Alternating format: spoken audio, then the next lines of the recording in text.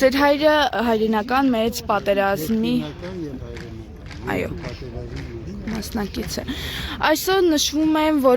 նշվել է որպես եռատոմ, բայց ցավոք այս պահին եւ Արցախի ազատագրումը, Շուշիի ազատագրումը եւ Արցախի բանակի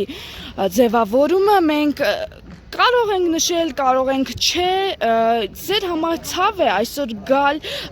այստեղ եւ միայն հայրենական մեծ պատերազմ հիշել, բայց Արցախը, որ ազատագրվել է, դա արդեն էլ մերը չէ։ Ես երկու պատերազմի մասնակից եմ, 3 անգամ եղաբաղում։ Իհարկե ցավալ է ինձ համար, որտեղ ես ազատագրմանը Ղարաբաղի մասնակցել եմ եւ վիրավորվել եմ։ Համարվում եմ պատերազմի աշխատանք։ Իհարկե ցավալ է։ Այսինքն դուք այն մասնակիցներից եք, ով ազատագրեց Արցախը։ 94։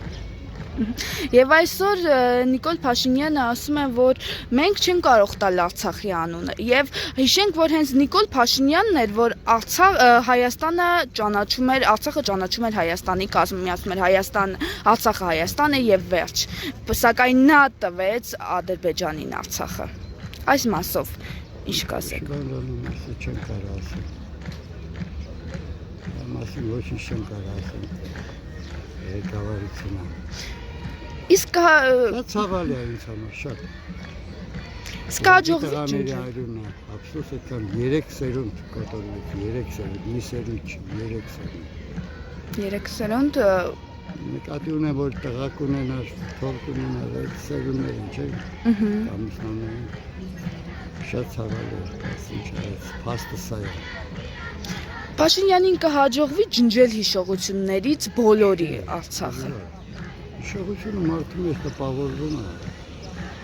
Ես 73 տարեկան եմ, բայց մինչև այդտեղ չեմ մոռանում իմ հետ զորված տղաներին։